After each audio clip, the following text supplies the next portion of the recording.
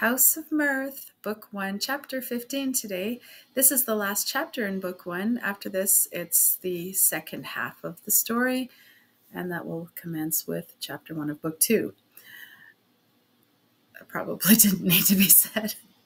Anyway, the last chapter, Chapter 14, was interesting, where Seldon had gone on a business trip to Albany and then come back and went into his club. In the club, he saw Gus Trenor, who invited him to eat, and he said, no way. So he went upstairs, and he went to Gerty's house instead for dinner. He gets to Gerty's, and he's just flush with brand new love for Lily. This is it.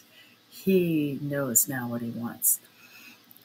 It's also stated in this chapter his modest background. He came from a family where they valued quality but didn't have a lot of funds. They valued art. They didn't have a lot of funds for many things. So they ended up buying the best quality they could and appreciating it. So Seldon has an appreciation for beautiful things and quality items, and a little bit of a disdain for the accumulation for the sake of accumulating. Then we see Gerty and Seldon having dinner together. Gerty is in love with Seldon, so I didn't see that one coming. And she is soon disillusioned of that when Seldon, after the dinner is over, begins to talk of Lily. Gertrude realizes that Seldon is not here for her or out of love for her, but rather to talk about Lily.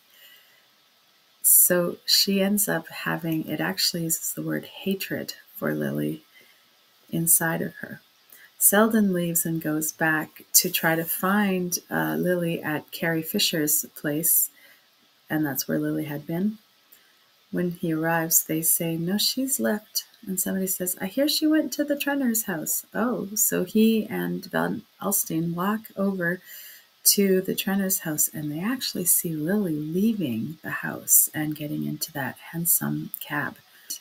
We know from Lily's point of view that she had gone on to Gerty's. When Lily arrives at Gerty's first reaction is that of revulsion, but soon compassion kicks in, and she invites Lily in because Lily's hysterical from what has happened, and Lily sleeps over at Gerty's in her bed, and so the two are kind of cuddled together, and it's hard for Gerty to hate Lily. That's where it ends. So now let's enjoy chapter 15. When Lily woke up, she had the bed to herself, and the winter light was in the room. She sat up, bewildered by the strangeness of her surroundings. Then memory returned, and she looked about her with a shiver. In the cold slant of light reflected from the back wall of a neighboring building, she saw her evening dress and opera cloak lying in a tawdry heap on a chair. Finery laid off is as unappetizing as the remains of a feast, and it occurred to Lily that at home her maid's vigilance had always spared her the sight of such incongruities. Her body ached with fatigue and with a constriction of her attitude in Jerry's bed. All through her troubled sleep she had been conscious of having no space to toss in, and the long effort to remain motionless made her feel as if she had spent her night in a train. The sense of physical discomfort was the first to assert itself. Then she perceived beneath it a corresponding mental prostration, a languor of horror more insufferable than the first rush of her disgust. The thought of having to wake every morning with this weight on her breast roused her tired mind to a fresh effort. She must find some way out of the slough into which she had stumbled. It was not so much compunction as the dread of her morning thoughts that pressed on her the need of action. But she was unutterably tired. It was weariness to think connectedly. She lay back, looking about the poor slit of her room, with a renewal of physical distaste. The outer air, penned between high buildings, brought no freshness through the window. Steam heat was beginning to sing in a coil of dingy pipes, and a smell of cooking penetrated the crack of the door. The door opened, and Gerty, dressed and hatted, entered with a cup of tea. Her face looked sallow and swollen in the dreary light, and her dull hair shaded imperceptibly into the tones of her skin. She glanced shyly at Lily, asking in an embarrassed tone how she felt. Lily answered with the same constraint and raised herself up to drink the tea. I must have been overtired last night. I think I had a nervous attack in the carriage, she said as she drank, as the drink brought clearness to her sluggish thoughts. You were not well. I am so glad you came here, Gerty returned. But how am I to get home? And Aunt Julia? She knows. I telephoned early, and your maid has brought your things. But won't you eat something? I scrambled the eggs myself. Lily could not eat, but the tea strengthened her to rise and dress under her maid's searching gaze. It was a relief to her that Gerty was obliged to hasten away. The two kissed silently, but without a trace of the previous night's emotion. Lily found Mrs. Peniston in a state of agitation. She had sent for Grace, Stepney, and was taking digitalis. Lily breasted the storm of inquiries as best as she could, explaining that she had had an attack of faintness on her way home from Carrie Fisher's, that fearing she would not have strength to reach home she had gone to Miss Farish's instead, but that a quiet night had restored her, and that she had no need of a doctor. This was a relief to Mrs. Peniston, who could give herself up to her own symptoms, and Lily was advised to go and lie down, her aunt's panacea for all physical and moral disorders. In the solitude of her own room, she was brought back to a sharp contemplation of facts. Her daylight view of them necessarily differed from the cloudy vision of the night. The winged furies were now prowling gossips who dropped in on each other for tea. But her fears seemed the uglier thus shorn of their vagueness, and besides she had to act, not rave. For the first time she forced herself to reckon up the exact amount of her debt to Trenor, and the result of this hateful computation was the discovery that she had in all received $9,000 from him. The flimsy pretext on which it had been given and received shriveled up in the blaze of her shame. She knew that not a penny of it was her own, and that to restore her self-respect she must at once repay the whole amount. The inability thus to solace her outraged feelings gave her a paralyzing sense of insignificance. She was realizing for the first time that a woman's dignity may cost more to keep up than her carriage, and that the maintenance of a moral attribute should be dependent on dollars and cents made the world appear a more sordid place than she had conceived it. After luncheon, when Grace Stepney's prying eyes had been removed, Lily asked for a word with her aunt. The two ladies went upstairs to the sitting room, where Mrs. Peniston seated herself in her black satin armchair, tufted with yellow buttons, beside a beadwork table bearing a bronze box with a miniature of Beatrice Cenci in the lid. Lily felt for these objects the same distaste which the prisoner may entertain for the fittings of a courtroom. It was here that her aunt received her rare confidences, and the pink-eyed smirk of the turbaned Beatrice was associated in her mind with the gradual fading of the smile from Mrs. Peniston's lips. The lady's dread of a scene gave her an inexorableness which the greatest strength of character could not have produced, since it was independent of all considerations of right or wrong, and knowing this, Lily seldom ventured to assail it. She had never felt less like making the attempt than on the present occasion, but she had sought in vain for any other means of escape from an intolerable situation. Mrs. Peniston examined her critically. "You're a bad color, Lily. This incessant running about is beginning to tell on you," she said. Miss Bart saw an opening. "I don't think it's that, Aunt Julia. I've had worries," she replied. "Ah," said Mrs. Peniston, shutting her lips with the snap of a purse closing against a beggar. "I'm sorry to bother you with them," Lily continued, "but I really believe my faintness last night was brought on partly by anxious thoughts." I should have said Carrie Fisher's cook was enough to account for it. She has a woman who was with Maria Melson in 1891, the spring of the year we went to Aix, and I remember dining there 2 days before we sailed and feeling sure the coppers hadn't been scoured. I don't think I ate much, and I can't sleep when I can't eat. Lily paused, and then she said abruptly, "The fact is, Aunt Julia, I owe some money." Mrs. Peniston's face clouded perceptibly, but she did not express the astonishment her niece had expected. She was silent, and Lily was forced to continue. "I have been foolish." "No doubt you have been extremely foolish," Mrs. Peniston interposed. "I fail to see how any one with your income and no expenses, not to mention the handsome presents I always give you—" "Oh, you have been most generous, Aunt Julia. I shall never forget your kindness.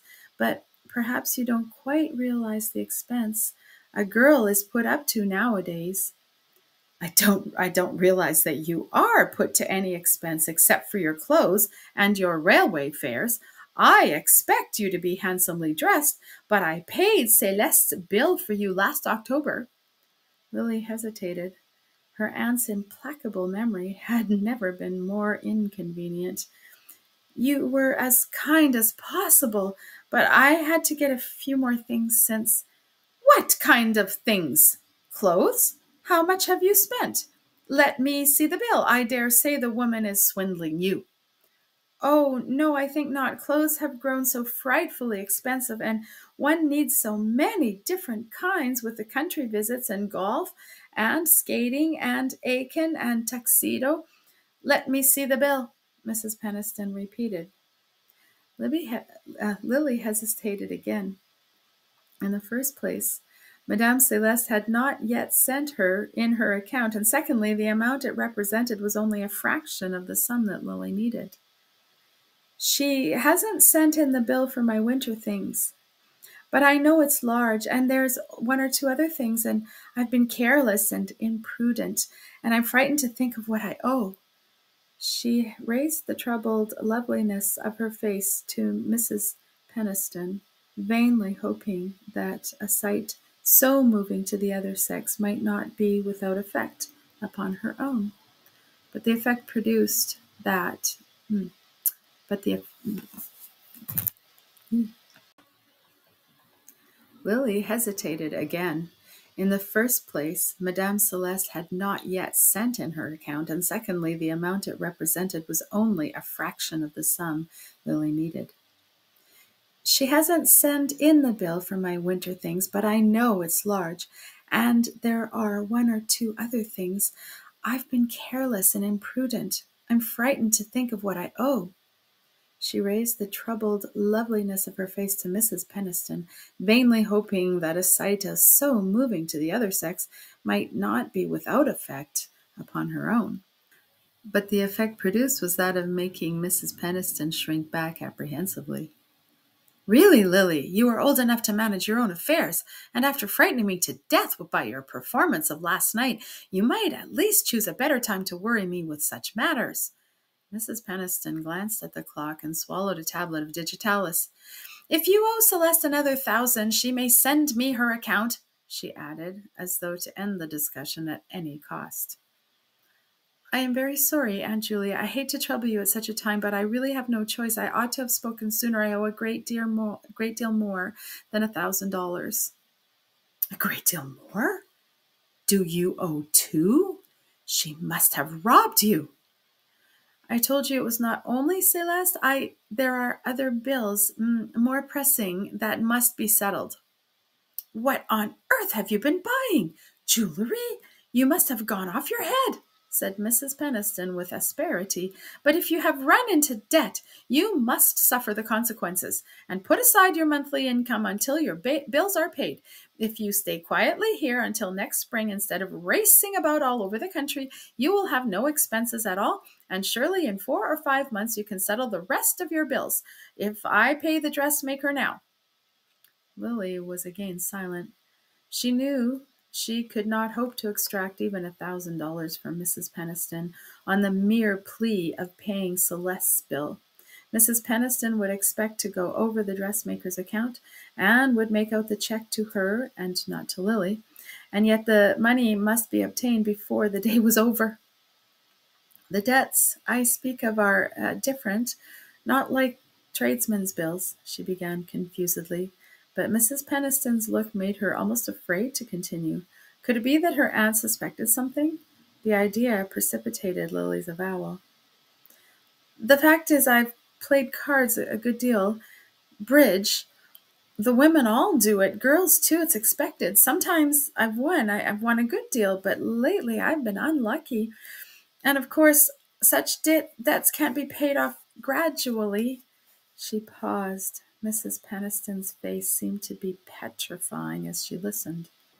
Cards? You played cards for money? It's true, then. When I was told so, I wouldn't believe it. I won't ask if the other horrors I was told were true, too. I've heard enough for the state of my nerves. When I think of the example you've had in this house. But I suppose it's your foreign bringing up. No one knew where your mother picked up her friends, and her Sundays were a scandal. That I know. Mrs. Peniston wheeled round suddenly. You played cards on Sunday? Lily flushed with the recollection of certain rainy Sundays at Bellamont with the Dorsets. You're hard on me, Aunt Julia. I have never really cared for cards, but a girl hates to be thought as priggish and superior, and one drifts into doing what the others do. I've had a dreadful lesson, and if you help me out this time, I promise you. Mrs. Peniston raised her hand warningly. You needn't make any promises. It's unnecessary. When I offered you a home, I didn't undertake to pay your gambling debts. Aunt Julia, you don't mean you won't help me? I shall certainly not do anything to give the impression that I countenance your behavior. If you really owe your dressmaker, I will settle with her. Beyond that, I recognize no obligation to assume your debts. Lily had risen and stood pale and quivering before her aunt. Pride stormed in her, but humiliation forced the cry from her lips. Aunt Julia, I shall be disgraced. But she could go no further. If her aunt turned such stony ear to the fiction of the gambling debts, in what spirit would she receive the terrible avowal of the truth?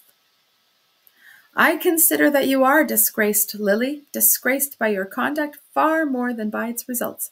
You say your friends have persuaded you to play cards with them. Well, they may as well learn a lesson too. They can probably afford to lose a little money, and at any rate I am not going to waste any of mine when paying them. And now I must ask you to leave me. This scene has been extremely painful, and I have my own health to consider. Draw down the blinds, please, and tell Jennings I will see no one this afternoon but Grace Stepney. Lily went up to her own room and bolted the door. She was trembling with fear and anger. The rush of the Fury's wings was in her ears. She walked up and down the room with blind, irregular steps. The last door of escape was closed. She felt herself shut in with her dishonor. Suddenly her wild pacing brought her before the clock on the chimney-piece. Its hands stood at 3:30, and she remembered that Seldon was to come to her at 4. She had meant to put him off with a word, but now her heart leaped at the thought of seeing him. Was there not a promise of rescue in his love? As she had lain at Gerty's side the night before, and she had thought of his coming, and of the sweetness of weeping out her pain on his breast, of course she had meant to clear herself of its consequences before she met him. She had never really doubted that Mrs. Peniston would come to her aid, and she had felt even in the full storm of her misery, that Seldon's love could not be her ultimate refuge, only it would be so sweet to take a moment's shelter there, while she gathered fresh strength to go on. But now his love was her only hope.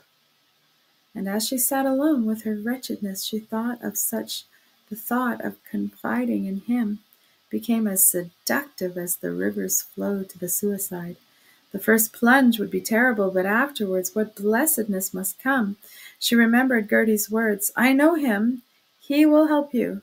and her mind clung to them as a sick person might cling to a healing relic. Oh, if he really understood, if he would help her to gather up her broken life and put it together in some new semblance, in which no trace of the past should remain. He had always made her feel that she was worthy of better things, and she had never been in greater need of such solace. Once and again she shrank at the thought of imperiling his love by her confession, for love was what she needed. It would take the glow of passion to weld together the shattered fragments of her self-esteem. But she recurred to Gerty's words and held fast to them. She was sure that Gerty knew Seldon's feelings for her, and it had never dawned upon her blindness that Gerty's own judgment of him was colored by emotions far more ardent than her own. 4 o'clock found her in the drawing-room, and she was sure that Seldon would be punctual, but the hour came and passed. It moved on feverishly, measured by her impatient heartbeats. She had time to take fresh survey of her wretchedness, and to fluctuate anew between the impulse to confide in Seldon and the dread of destroying his illusions. But as the minutes passed, the need of throwing herself on his comprehension became more urgent. She could not bear the weight of her misery alone. There would be a perilous moment, perhaps, but could she not trust to her beauty to bridge it over, to land her safe in the shelter of his devotion? But the hours sped on, and Seldon did not come. Doubtless he had been detained, or had misread her hurriedly scrawled note, taking the 4 for a 5. The ringing of the doorbell a few minutes after 5 confirmed this supposition, and made Lily hastily resolve to write more legibly in the future. The sound of steps in the hall and of her butler's voice preceded them, poured fresh energy into her veins. She felt herself once more the alert and competent moulder of emergencies, and the remembrance of her power over Seldon flushed her with sudden confidence. But when the drawing-room door opened, it was Rosedale who came in. The reaction caused her a sharp pang, but after a passing movement of irritation at the clumsiness of fate, and that her own carelessness in not denying the door to all but Seldon, she controlled herself and greeted Rosedale amicably. It was annoying that Seldon, when he came, should find this peculiar visitor in possession, but Lily was mistress of the art of ridding herself of superfluous company, and to her present mood Rosedale seemed distinctly negligible. His own view of the situation forced itself upon her after a few moments' conversation. She had caught at the Bryce entertainment as an easy impersonal subject, likely to tide them over the interval till Seldon appeared, but Rosedale, tenaciously planted beside the tea-table, his hands in his pocket, his legs a little too freely extended, at once gave the topic a personal turn. "Pretty well done. Well, yes, I suppose it was. Willie Bry's got his back up, and don't mean to let go until he's got the hang of the thing. Of course, there were things here and there, things Mrs. Fisher couldn't be expected to see to, like the champagne wasn't cold, and the coats got mixed up in the cloakroom. I would have spent more money on the music, but that's my character. If I want a thing, I'm willing to pay. I don't go to the counter and then wonder if the article's worth the price. I wouldn't be satisfied to entertain like the Welly Bry's. I'd want something that would look more easy and natural, more as if I took it in my stride. And it takes just 2 things to do that, Miss Bart: money and the right woman to spend it." He paused and examined her attentively while she affected to rearrange the teacups. "I've got the money," he continued, clearing his throat, "and what I want is the woman, and I mean to have her, too." He leaned forward a little, resting his hands on the head of his walking-stick. He had seen men of Ned Van Alstyne's type bring their hats and their sticks into a drawing-room, and he thought it added a touch of elegant familiarity to their appearance. Lily was silent, smiling faintly, with her eyes absently resting on his face. She was in reality reflecting that a declaration would take some time to make, and that Seldon must certainly appear before the moment of refusal had been reached. Her brooding look, as of a mind withdrawn yet not averted, seemed to Mr. Rosedale full of a subtle encouragement. He would not have liked any evidence of eagerness. I mean to have her, too, he repeated, with a laugh intended to strengthen his self-assurance. I generally have got what I wanted in life, Miss Bart. I wanted money, and I've got more than I know how to invest. And now the money doesn't seem to be of any account unless I can spend it on the right woman. That's what I want to do with it. I want my wife to make all the other women feel small. I'd never grudge $1 that was spent on that. But it isn't every woman can do it, no matter how much you spend on her. There was a girl in some history book who wanted gold shields or something, and the fellows threw 'em at her, and she was crushed under them, and they killed her. Well, that's true enough. Some women look buried under their jewelry. What I want is a woman who'll hold her head higher than the more diamonds I put on it. And when I look at you the other night at the Bry's, in that plain white dress, looking as if you had a crown on, I said to myself, if she had one, she'd wear it as if it grew on her. Still, Lily did not speak, and he continued, warming with his theme. Tell you what it is, though. That kind of a woman costs more than all the rest of them put together. If a woman's going to ignore her pearls, they want to be better than anybody else's, and so it is with everything else. You know what I mean. You know it's only the showy things that are cheap. Well, I should want my wife to be able to take the earth for granted if she wanted to. I know that there's one is vulgar about money, and that's the thinking about it. And my wife would never have to demean herself in that way. He paused, and then he added, with an unfortunate lisp in his earlier manner, I guess you know that lady I've got in view, Miss Bart. Lily raised her head, brightening a little under the challenge. Even through that dark tumult of her thoughts, the clink of Mr. Rosedale's millions had a faintly seductive note. Oh, for enough of them to cancel her one miserable debt. But the man behind them grew increasingly repugnant in the light of Seldon's expected coming. The contrast was too grotesque. She could scarcely suppress the smile it provoked. She decided that directness would be best. If you mean me, Mr. Rosedale, I'm very grateful, very much flattered, but I don't know what I have ever done to make you think. Oh, if you mean you're not dead in love with me, I've got sense enough left to see that. And I ain't talking to you as if you were. I presume I know the kind of talk that's expected under these circumstances. I'm confoundedly gone on you, and that's about the size of it. And I'm just giving you a plain business statement of the consequences. You're not very fond of me yet, but you're fond of luxury and style and amusement and of not having to worry about cash.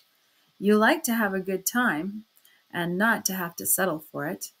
And what I propose to do is to provide for the good time and do the settling. He paused, and she returned with a chilling smile. You are mistaken in one point, Mr. Rosedale. Whatever I enjoy, I am prepared to settle for.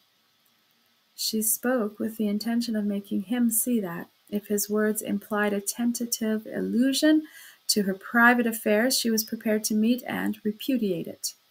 But if he recognized her meaning, and it failed to abash him, and he went on in the same tone. I didn't mean to give offense. Excuse me if I've spoken too plainly. But why ain't you straight with me? Why do you put up that kind of bluff? You know there've been times when you were bothered, damn bothered, and as a girl gets older, the things keep moving along. Why, before she knows it, the things she wants are liable to move past her and not come back. I don't say that it's anywhere near that with you yet, but you've got a taste of bothers that a girl like yourself ought never to have known about. And what I'm offering you is the chance to turn your back on them once and for all. The color burned in Lily's face as he ended. There was no mistaking the point he meant to make, and to permit it to pass unheeded was a fatal confession of weakness, while to resent it too openly was to risk offending him at a perilous moment. Indignation quivered on her lips, but it was quelled by the secret voice which warned her that she must not quarrel with him. He knew too much about her, and even at the moment when it was essential that he should show himself at his best. He did not scruple to let her see how much he knew. How, then, would he use his power when her expression of contempt had dispelled his one moment for restraint? Her whole future might hinge on her way of answering him. She had to stop and consider that, in the stress of her other anxieties, as a breathless fugitive might have to pause at a crossroads and try to decide coolly which turn to take. You are quite right, Mr. Rosedale. I have had bothers, and I am grateful to you for wanting to relieve me of them. It's not always easy to be quite independent and self-respecting when one is poor and lives among rich people. I have been careless about money and have worried about my bills, but I should be selfish and ungrateful if I made that a reason for accepting all you offer, with no better return to make than the desire to be free from my anxieties. You must give me time to think of your kindness and of what I could give you in return for it. She held out her hand with a charming gesture in which dismissal was shorn of its rigor. Its hints of a future leniency made Rosedale rise in obedience to it, a little flushed with his unhoped-for success, and disciplined by the tradition of his blood to accept what was conceded without undue haste to press for more. Something in his prompt acquiescence frightened her. She felt behind it the stored force of a patience that might subdue the strongest will. But at least they had parted amicably, and he was out of the house without meeting Seldon. Seldon, whose continued absence now smote her with a new alarm. Rosedale had remained over an hour, and she understood that it was now too late to hope for Seldon. He would write explaining his absence, of course. There would be a note from him by the late post, but her confession would have to be postponed, and the chill of the delay settled heavily upon her fagged spirit. It lay heavier when the postman's last ring brought her no note, and she had to go upstairs to a lonely night, a night as grim and sleepless as her tortured fancy had pictured it to Gerty. She had never learned to live with her own thoughts, and to be confronted with them through such hours of lucid misery made the confused wretchedness of her previous vigil seem easily bearable. Daylight disbanded the phantom crew and made it clear to her that she would hear from Seldon before noon. But the day passed without his writing or coming. Lily remained at home, lunching and dining alone with her aunt, who complained of flutterings of the heart and talked icily on general topics. Mrs. Peniston went to bed early, and when she had gone, Lily sat down and wrote a note to Seldon. She was about to ring for the messenger to dispatch it when her eye fell on a paragraph in the evening paper which lay at her elbows. Mr. Lawrence Seldon was among the passengers sailing this afternoon for Havana and the West Indies on the windward liner Antilles. She laid down the paper and sat motionless, staring at her note. She understood now that he was never coming, that he had gone away because he was afraid that he might come. She rose and, walking across the floor, stood gazing at herself for a long time in the brightly lit mirror above the mantelpiece. The lines of her face came out terribly. She looked old, and when a girl looks old to herself, how does she look to other people? She moved away and began to wander aimlessly about the room, fitting her steps with mechanical precision between the monstrous roses of Mrs. Peniston's Axminster. Suddenly she noticed that the pen with which she had written to Seldon had rested against the uncovered inkstand. She seated herself again, and taking out an envelope, addressed it rapidly to Rosedale. Then she laid out a sheet of paper and sat over it with suspended pen. It had been easy enough to write the date. Dear Mr. Rosedale, but after that her inspiration flagged. She meant to tell him to come to her, but the words refused to shape themselves. At length she began, I have been thinking. And she laid the pen down and sat with her elbows on the table and her face hidden in her hands. Suddenly she started up at the sound of the doorbell.